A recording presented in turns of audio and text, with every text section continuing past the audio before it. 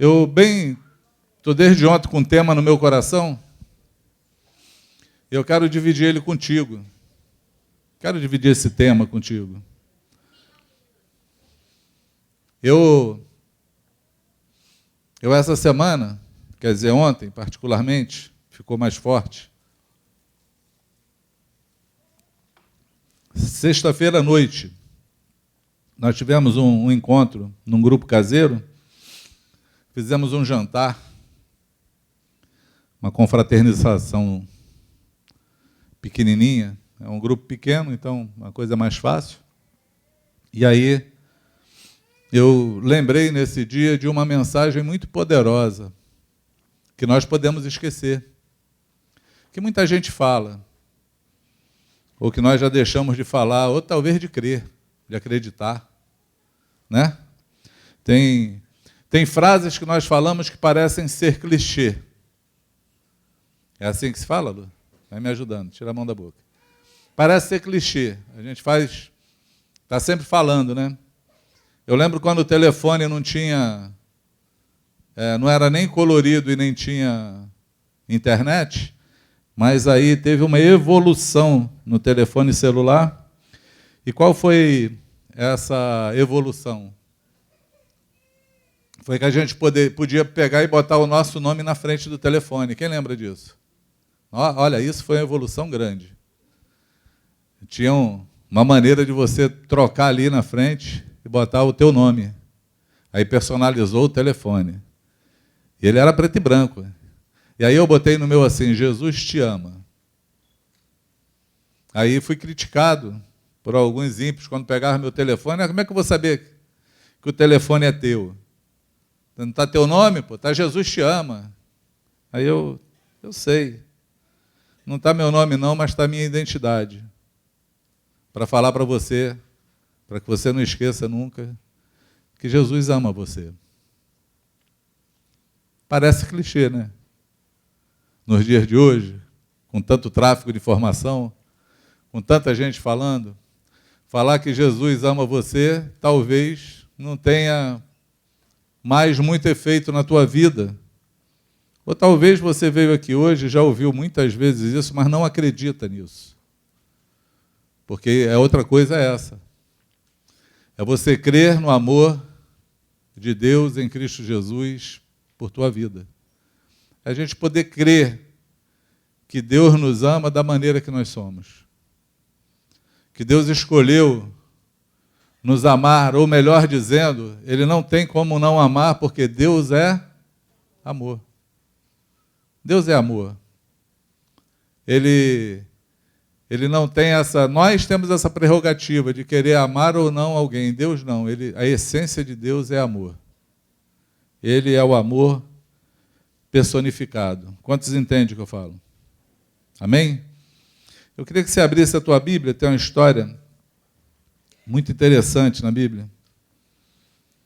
Eu quero discorrer um tema contigo. É um tema antigo, eu lembrei dele e pensei, por que não lembrarmos, refrescar a memória, ativar a nossa consciência ou ativar o nosso espírito a nos lembrarmos, mais uma vez, do amor de Deus, do amor que o Senhor tem por nós.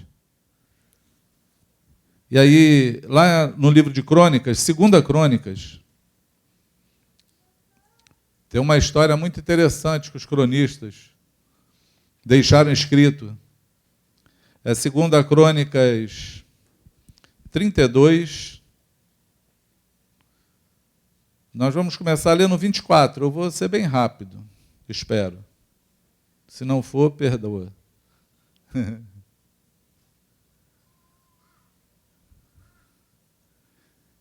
Quem achou diz amém. Quem não achou pode dizer assim, misericórdia.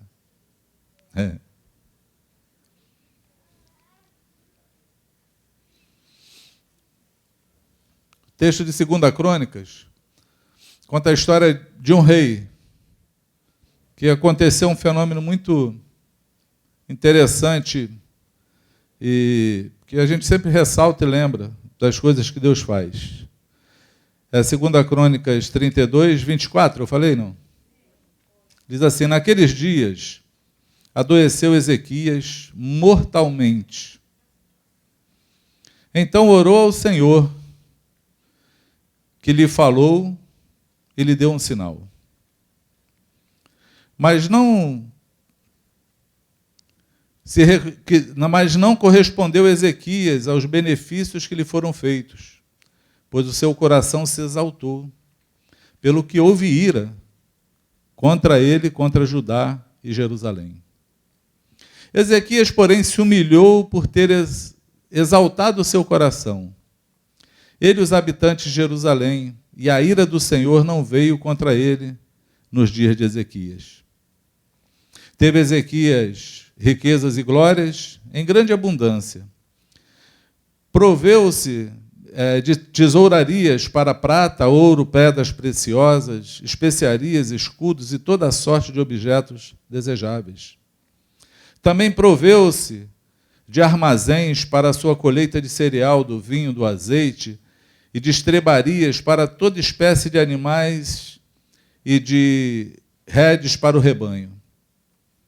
Edificou também cidades e possuiu ovelhas, vacas em abundâncias, porque Deus lhe tinha dado muito numerosas possessões. Também o mesmo Ezequias tapou o manancial superior das águas de Giom e as canalizou para o ocidente da cidade de Davi. Ezequias prosperou em toda a sua obra. Contudo, quando os embaixadores dos príncipes da Babilônia lhe foram enviados para informarem do prodígio que se dera naquela terra, Deus o desamparou para prová-lo e fazer conhecer tudo o que lhe estava no coração. E aí, aqui fala que Ezequias morreu. Esse evento da vida de Ezequias, que diz que ele adoeceu mortalmente, que ele buscou o Senhor em humilhação, e que Deus, então, ouviu na humilhação dele e mudou a vida dele, o cativeiro dele, transformou a vida e abençoou muito Ezequias. Porém, no final da sua vida, o coração de Ezequias continuou altivo, continuou soberbo. E Deus desaprovou Ezequias. E Ezequias morreu. Como foi essa história? Foi assim. Deus usou um profeta para falar com Ezequias. E falou para ele assim: Ezequias, arruma a tua casa, porque você vai morrer.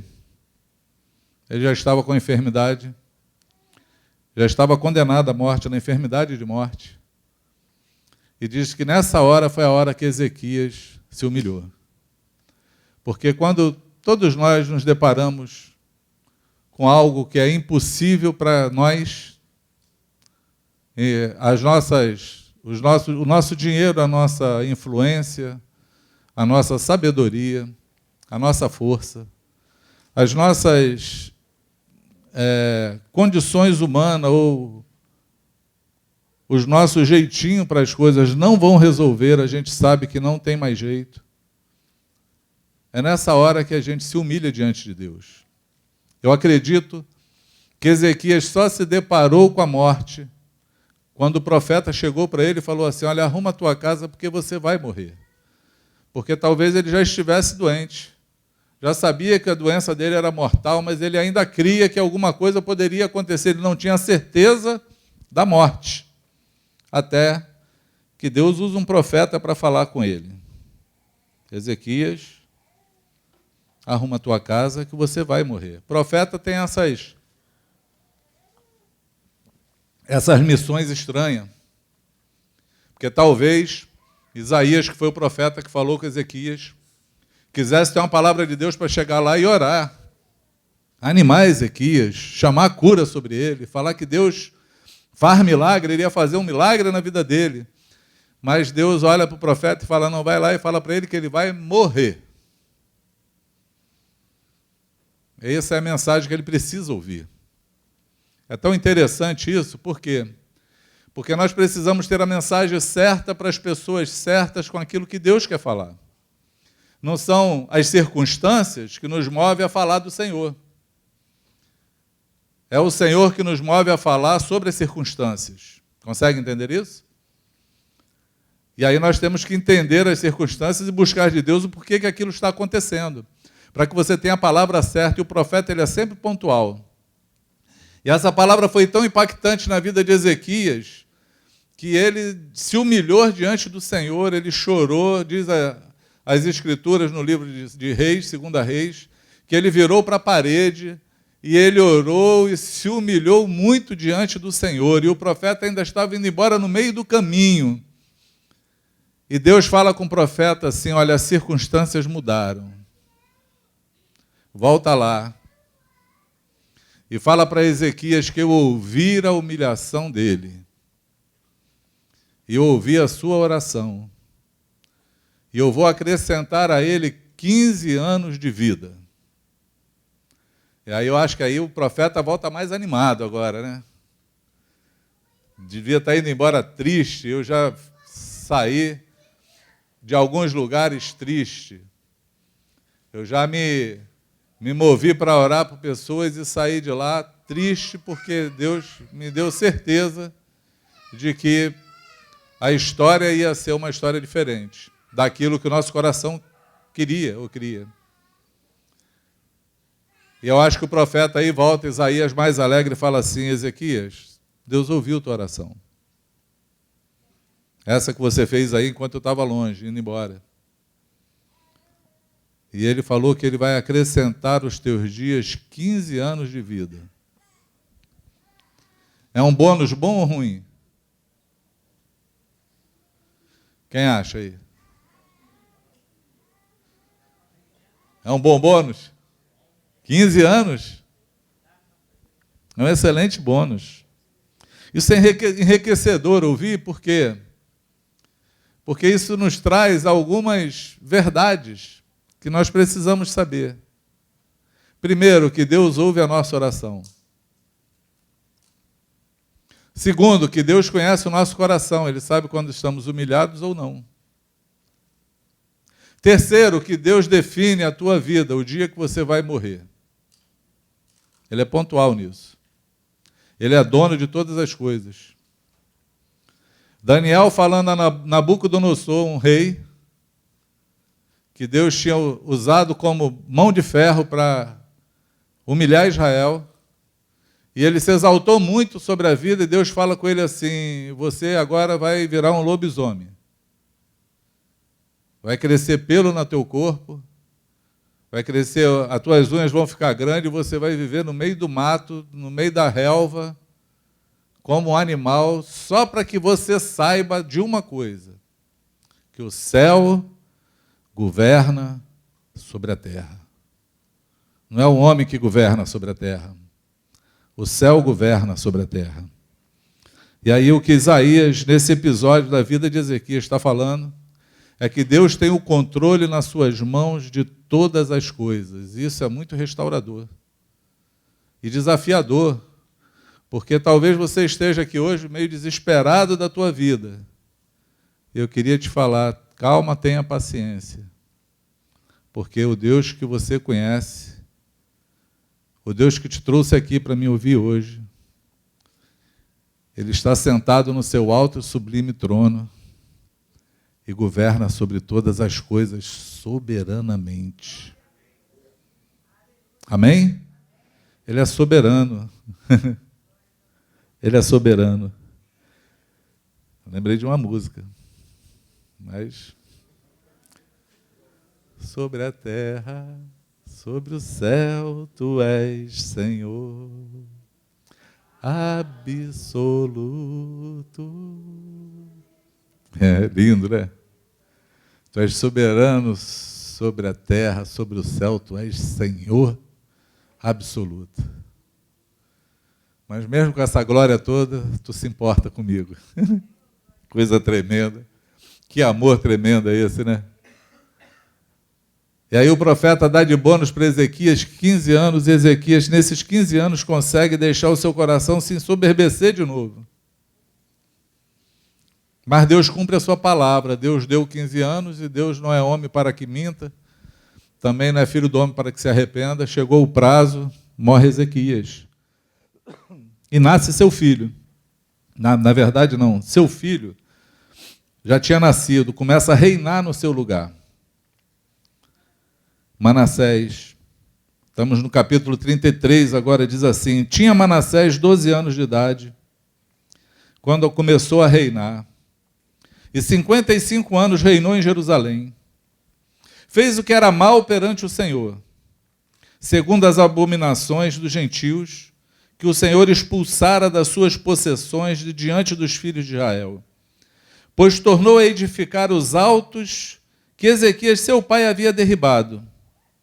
Levantou altares aos Balaíns e fez postes ídolos, e se prostrou diante de todo o exército dos céus e serviu. Edificou altares na casa do Senhor, da qual o Senhor tinha dito: em Jerusalém porei o meu nome para sempre. Também edificou altares a todo o exército dos céus, nos 2 átrios da casa de Deus. Queimou os seus filhos como oferta no vale do filho de Inom.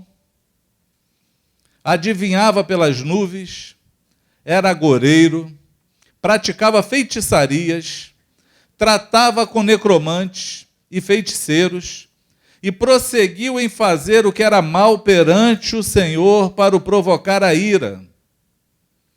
Também pôs a imagem de escultura do ídolo que tinha feito na casa de Deus, de que Deus dissera a Davi e a Salomão, seu filho: nessa casa e em Jerusalém, que escolhi de todas as tribos de Israel, porei o meu nome para sempre. E não removerei mais o pé de Israel da terra que destinei a seus pais, contanto que tenham cuidado de fazer tudo o que lhes tenha mandado, toda a lei, os estatutos e os juízos dados por intermédio de Moisés. Manassés fez errar a Judá e os moradores de Jerusalém, de maneira que fizeram pior do que as nações que o Senhor tinha destruído diante dos filhos de Israel. A história bíblica diz que Manassés foi o pior rei que Israel já teve. É filho desse homem que Deus deu a ele 15 anos de vida. É filho desse rei que foi grande sobre a terra. É filho desse rei que foi abençoado muitíssimo pelas mãos do Senhor. Eu sempre tenho uma preocupação com o ensino que eu dou aos meus filhos. Porque as circunstâncias, elas não mudam Deus. Mas Deus, ele muda as circunstâncias. Amém? E nós podemos, pelas circunstâncias, fazer um ensino errado. Acredito eu que Ezequias conseguiu, de alguma forma, colocar no coração de seu filho Manassés algo muito ruim. Por quê, amados? Porque quando Ezequias morre, faz as contas comigo, Deus deu a Ezequias 15 anos. Manassés começou a reinar quando Ezequias morreu, ele tinha 12 anos. Ele nasceu dentro desses 15 anos que Deus deu de bônus na vida de Ezequias. Ele deve ter vivido a vida com seu pai ouvindo as histórias de Deus. Porém, é bem possível que ele deva ter ouvido: Deus está contra mim, vai pesar a mão sobre mim e eu vou morrer na data tal. Porque esse filho criou raiva de Deus. Ele quis provocar a ira de Deus. Ele queria fazer tudo contrário a Deus, talvez por uma influência do pai. Talvez por ver a história, porque imagina, você com 12 anos de idade, sabendo que teu pai vai morrer, e o problema é que ele vai morrer não é um acidente qualquer, não é uma enfermidade qualquer, porque Deus falou que ele ia morrer. É bem possível que ninguém consiga gostar de um Deus dessa forma. Um Deus que fala e cumpre. Principalmente quando ele fala e cumpre aquilo que a gente não quer. Porque qual é o filho que queria que o pai morresse? Se você é um filho desse, não precisa levantar a mão, não. Eu já passei com umas coisas estranhas na vida. Então, eu tenho um costume de orar, por exemplo, eu vou num velório, eu quero orar para ver se o morto ressuscita. Porque eu quero ver um morto ressuscitar ainda. A Bíblia fala, Jesus falou que a gente ressuscitaria os mortos, mas eu tive um velório que não deixaram orar. Eu tive um velório que eu falei, eu vou orar para ver se ele ressuscita, e falar, não, pastor, deixa como está. Morreu. O Senhor o tenha. E então, como é que é o negócio? Não deixaram, não. Já foi. Meu Deus do céu. Mas deve ser muito difícil a gente ver alguém que queira ver os seus pais morrerem. Eu acho que todo filho, ele ora e quer ver o seu pai vivo, principalmente com 12 anos de idade. Sim ou não? Estou errado na minha conclusão? Não. Mas Deus tinha propósitos. Deus já vinha trabalhando e falando com Ezequias em toda a vida dele. A morte de Ezequias não quer dizer que ele não tenha sido agraciado por Deus. Deus enriqueceu Ezequias. Deus fez da vida de Ezequias um reinado próspero. Deus abençoou Ezequias. Deus tratou da vida de Ezequias como ele deveria ter tratado, para tratar do coração dele. Porém, a raiva do seu filho fez com que ele fizesse todo esse desastre em Israel, com que ele se revoltasse em tudo que se chamava Deus, com que ele quisesse fazer tudo contrário a Deus, porque a revolta, a ira, a rebeldia é algo que assola o coração das pessoas e toda rebeldia ela é contra Deus, ela nunca é contra o homem. Você pode achar que você está se rebelando contra o teu pai, você está se rebelando contra Deus. Porque toda autoridade é constituída por Deus. Amém? Toda autoridade, ela é constituída por Deus. E você, na autoridade, ou você recebe dela o louvor, o prêmio, ou você recebe dela o castigo. Não é assim? Paulo fala isso em Romanos. Ele fala, se você não quer temer a autoridade, faz o bem, terá louvor dela. Mas se não fizer, ela não traz à toa a espada na mão. Ela vai cumprir a justiça de Deus na tua vida. Toda autoridade é assim. Então, a mulher, quando se revolta com o marido, não é contra o marido que ela se revolta, ela está se revoltando contra Deus. Porque quem colocou essa autoridade na vida dela foi o Senhor. Quem escolheu o marido foi ela. Mas a autoridade que ele tem foi o Senhor. Isso aí é uma responsabilidade compartilhada. Ok? É o marido que você escolheu. É assim, é a autoridade. Então, toda autoridade, ela vem de Deus. E esse garoto, ele se revoltou dessa maneira extrema, de fazer um monte de coisa. Mas deixa eu falar uma coisa para vocês, amado. Nós somos esse Manassés. A gente ouve falar de Manassés e parece que a gente faz uma diferença. Nossa, que homem mau, que homem ruim. Como é que alguém pôde fazer todas essas coisas? Quem de nós não?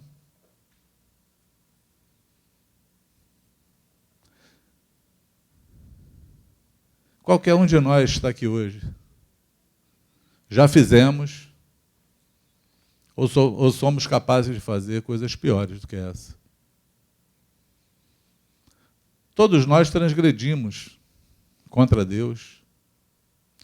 Todos nós fizemos coisas que desagradaram a Deus. Todos nós tivemos momentos na nossa vida que reagimos com ira, com rebeldia. Reagimos contra aquilo que a gente não entendia. E pode nem saber se era com Deus ou não, e às vezes era com Deus mesmo, de propósito.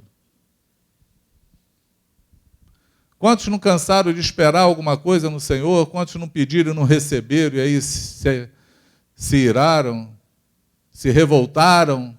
Quantos vivem na revolta do seu coração, como Manassés viveu? Ele não é diferente de nós, como nós não somos diferentes deles. Consegue entender isso? Todos nós, na perspectiva de Deus, estamos no mesmo lugar que Manassés. Porque existem rebeldias que elas são declaradas, como existem rebeldias que elas são incubadas. Porque existe o rebelde ativo e o rebelde passivo. Mas porque é passivo não deixou de ser rebelde. Entende o que eu falo? Sim ou não? Estamos indo bem? Está todo mundo pensando onde esse pastor quer chegar hoje. Falou e quer falar de amor, só falou de desgraça até agora. Que coisa doida, né? Mas vamos continuar lendo. Falou o Senhor a Manassés e a seu povo, porém não lhes deram ouvidos. Pelo que o Senhor trouxe sobre ele os príncipes do exército do rei da Síria, os quais prenderam Manassés com ganchos, amarraram-no com cadeias e levaram à Babilônia.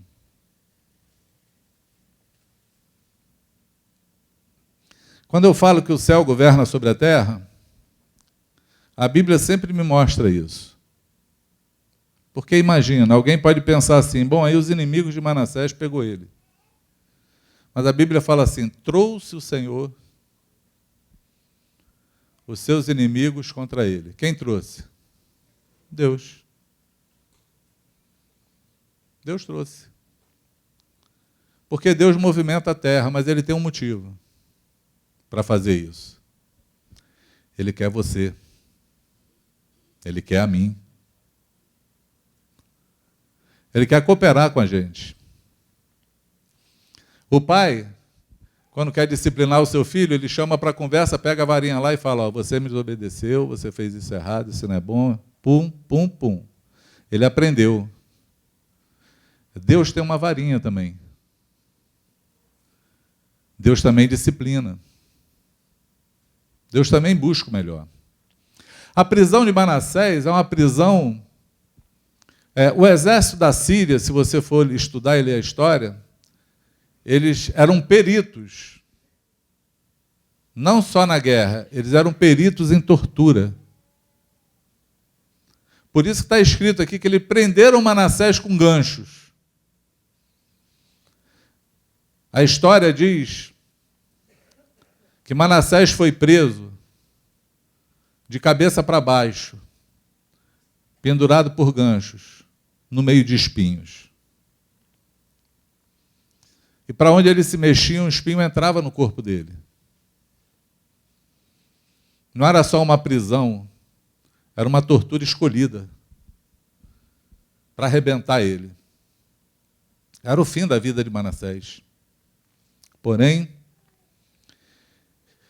diz no versículo 12, e ele angustiado suplicou deveras ao Senhor, seu Deus, e muito se humilhou perante o Deus de seus pais. Fez-lhe oração, e Deus se tornou favorável para com ele. Atendeu a sua súplica e o fez voltar para Jerusalém, ao seu reino. Então reconheceu Manassés que o Senhor era Deus. Quando Manassés morre, está escrito assim no versículo 18, quanto aos mais atos de Manassés e a sua oração ao seu Deus e as palavras dos videntes que lhe falaram no nome do Senhor, Deus de Israel, eis que estão escritos no livro da história dos reis de Israel. A sua oração e como Deus se tornou favorável para com ele, todo o seu pecado, as suas transgressões, os lugares onde ficou os seus altos, colocou postes ídolos, imagens de escultura, antes que se humilhasse. Eis que tudo está na história dos viventes. Assim Manassés descansou com seus pais e sepultado na sua própria casa, e Amon, seu filho, reinou em seu lugar. Manassés não deixou de fora da história da sua vida, que os cronistas escreviam, que um dia ele orou ao Deus dos pais deles, e esse Deus foi favorável a ele. Deus ouviu a oração de Manassés. Deus ouve a oração de todo homem que se volta para ele, o mais rebelde que for, o mais transgressor que for. E é tão interessante que no final diz que ficou a história de Manassés escrita nos livros dos viventes. Porque no livro do céu tem uma outra história. No livro do céu tem a história de um homem que se arrependeu e Deus foi favorável a ele e restaurou tudo na vida dele. Vocês entendem isso? Eu fico pensando, que amor é esse? Que pega alguém que faz tudo errado, de propósito, com intenção, e ouve a sua oração, e muda a sua vida, e devolve tudo que tinha, e faz prosperar. Quem conhece alguém que faça isso? Quem identifica um amor desse em algum lugar? Você identifica? Sim ou não? Só em Deus. Só Deus faz essas coisas. Por que eu comecei por Manassés? Porque tem um versículo bíblico, um versículo áureo, uma história que nós não podemos esquecer nunca, que nós não podemos deixar de falar, que nós precisamos entender, que nós precisamos conhecer,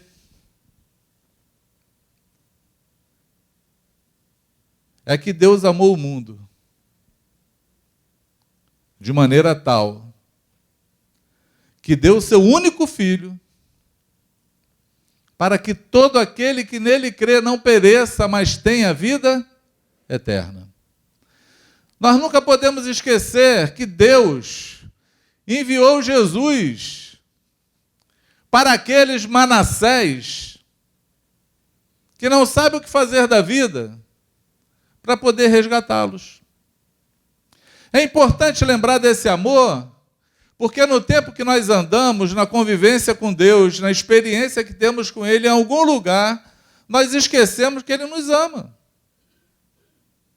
Quantas pessoas eu conheço que já conhecem Jesus, que são crentes, mas estão desviados, sei lá, estão perdidos, e já acreditam que Deus não ama mais eles. Quantas pessoas eu conheço que lutam com problemas e não creem mais nesse amor supremo, inexplicável, imensurável, que não se encontra palavras para dizer, que o João, quando escreveu no seu evangelho, ele não tinha palavras para dizer, ele não tinha como traduzir isso, ele não conseguia um adjetivo para isso, e ele falou de maneira tal. O Senhor amou o mundo. E eu faço parte dele. Você faz parte dele. Ele te amou de maneira tal que não dá para explicar como foi esse amor. E ele enviou Jesus. Ele se personificou, ele se compactou, né? Deus fez um MP3 dele, um arquivo menor. Entrou no ScanDisk, se é que existe isso ainda, era ScanDisk? Não, Zip, ele zipou em Jesus, se personificou na terra, para me salvar e te salvar, para me encontrar e te encontrar, para tornar possível o nosso perdão, para levar-nos de volta para Ele, com caminhos que para nós nunca explicáveis. Mas sabe o que eu penso? Se Deus me amou assim quando eu era macumbeiro, quando eu vivia na Corimba, quando eu vivia lá nos prostíbulos da vida, quando eu vivia no meu alcoolismo, se ele me amou dessa forma, e esse amor me impactou, o que que faz hoje eu achar ou presumir que ele não me ama mais, como eu sou? Porque a minha caminhada não tem sido de acordo com o que eu penso? Porque talvez eu me revoltei naquele meu caminho? Ei, eu queria dizer para você, ele continua te amando da mesma maneira. Ele continua te esperando da mesma forma. Ele continua te querendo. Ele continua movendo céu e terra, governando do céu e criando as circunstâncias na terra, para que você possa se arrepender do teu pecado. E o teu maior pecado é a tua independência, é a tua soberba, é o teu coração altivo. É isso que leva o homem para longe de Deus. Ele continua te amando, te chamando, e com um propósito único de perdoar você e lavar você do seu pecado, para que você possa viver com Ele todos os dias até a eternidade. Entende isso? Ele veio simplesmente para nos salvar. E tem umas coisas que são peculiares nas histórias que nós lemos.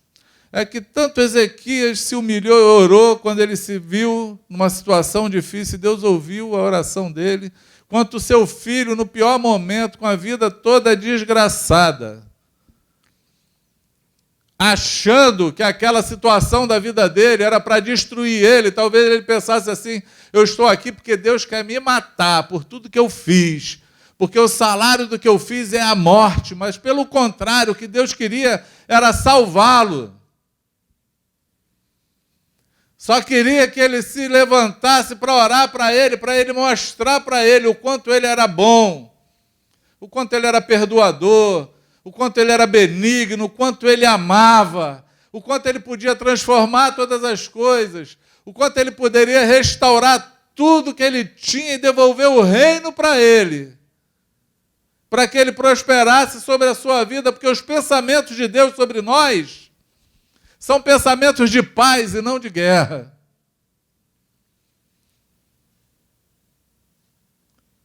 Eis que eu sei que pensamento eu tenho sobre vós.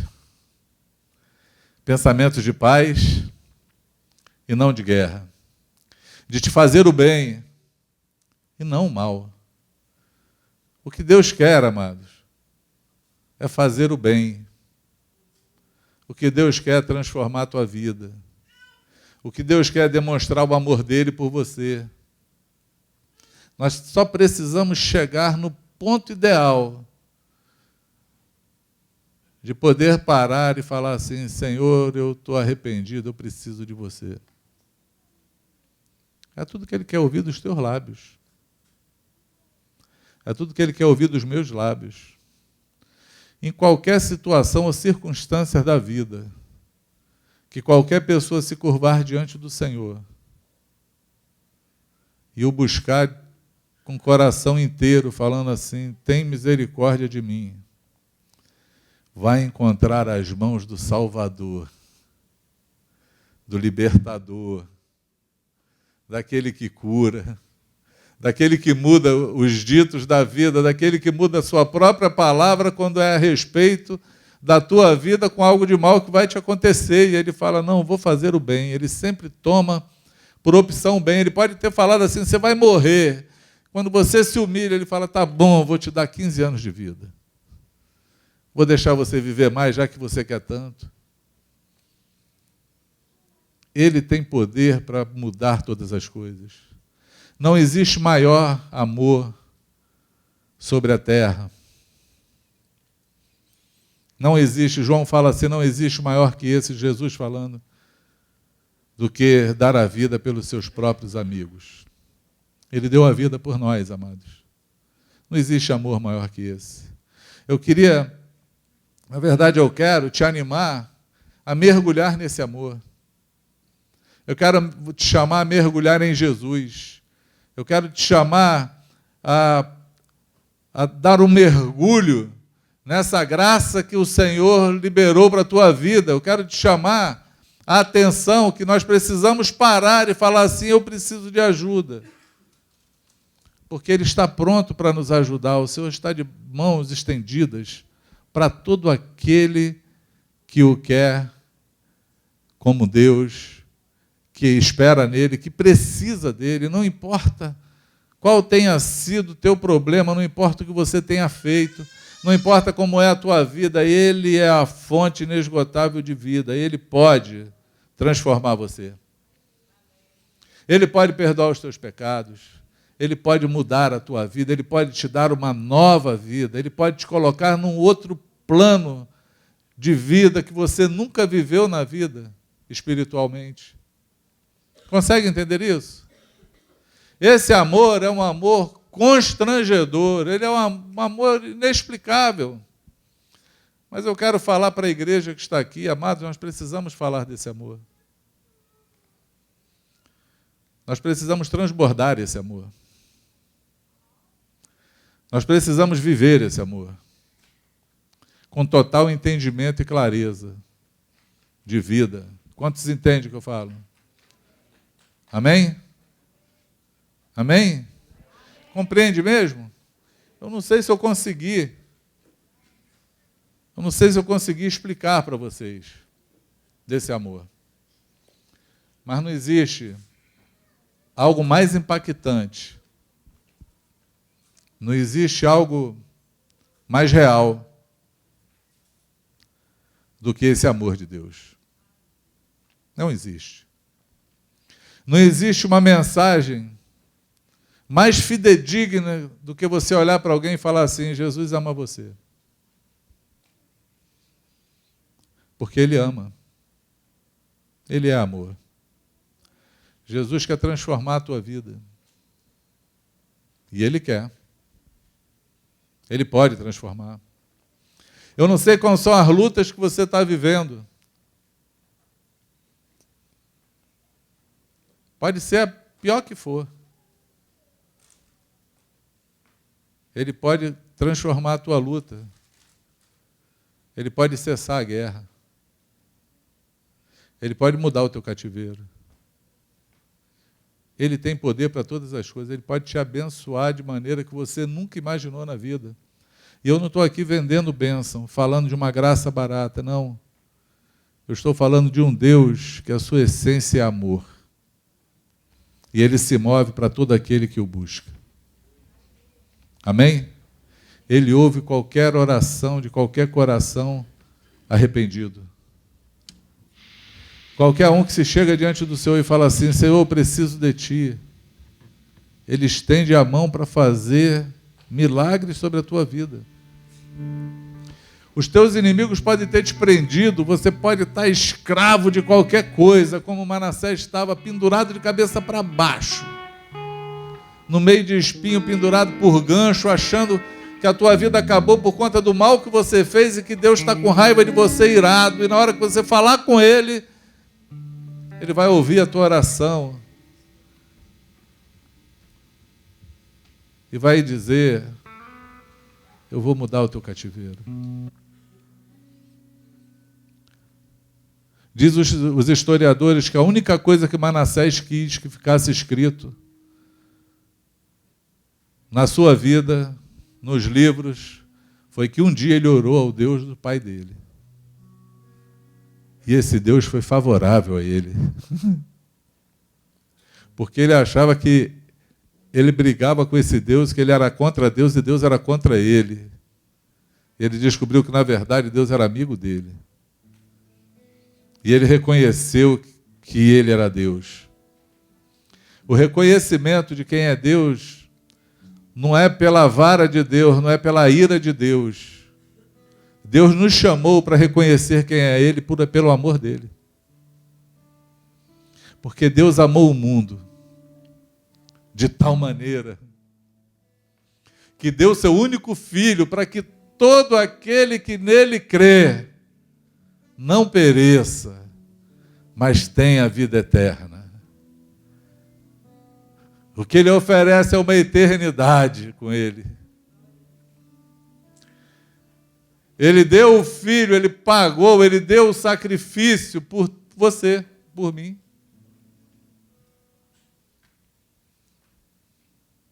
Romanos 10. Paulo deixa escrito assim: a salvação está bem próxima de nós, está bem perto. A saber, se com teu coração você crê que Jesus Cristo ressuscitou dos mortos,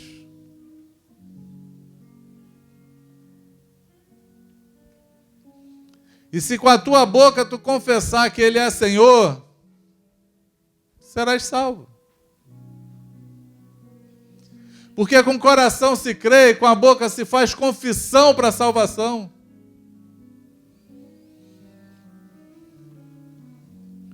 Deus é tão amoroso conosco, amados, que a forma que Ele deixou para que nós nos encontrássemos com Ele, é tão simples que chega a ser para nós inacreditável. É simples demais. É fé.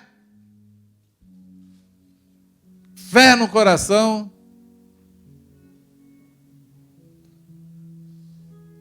E verbalização da fé. Eu creio, eu confesso. Eu creio, eu falo. É igual um casamento. É igual um casamento. Quantos casados tem aqui? Casaram? Quando perguntaram lá para você, é por livre e espontânea vontade que você aceita casar com essa pessoa, tu falou o quê? Sim ou não? Falar senão não tinha casamento, né? Como você saberia que se iria dar certo? Qual a certeza que você tinha que aquilo ali era o que você queria para a tua vida? Nenhuma. A única coisa que tinha no teu coração era fé. Fé que eu fiz a escolha certa. E amor.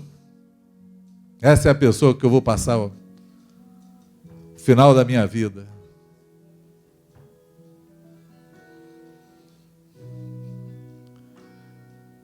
Aqueles que curvaram o coração e falaram: Senhor, eu preciso de Ti, encontrar a Sua bondade, ficaram surpreendidos, falaram: esse é Deus. Que amor é esse? Quando olhamos para a cruz de Jesus, não podemos ver outra coisa a não ser esse amor explícito. O próprio Deus no madeiro, fazendo um sacrifício único pela tua vida. E falando, se você crer e confessar, serás salvo. A tua vida muda. Transforma. Porque esse amor rompe qualquer barreira e cadeia. E transforma qualquer pessoa. Quantos entendem o que eu falo? Entende mesmo? É bom falar dessas coisas. Por quê? Porque nós precisamos relembrar qual foi o amor que tocou na nossa vida. Nós precisamos viver nessa condição o tempo todo. Não foi por mim. Não foi pelo que eu fiz. Não foi pelo que eu estudei. Não é por nada que eu tenho. Foi porque Ele me amou primeiro. Foi porque eu mesmo sendo pecador miserável, Ele morreu naquela cruz por amor, para que eu pudesse receber esse privilégio. Tudo começou nele e tudo vai terminar nele. Quantos entendem isso? Que amor inexplicável. Que amor incomparável. Que amor sem medida. Como compreender esse amor, como mensurar, como falar do tamanho desse? Não tem como falar, amados. Ele te ama. Amém? Fala assim: Jesus me ama. Ele tem um propósito na tua vida. E os propósitos deles vão se cumprir. Tenha certeza disso. Ele é um Deus que cumpre as suas promessas. Ele é um Deus que cumpre os seus propósitos. Ele é um Deus que faz isso. Amém?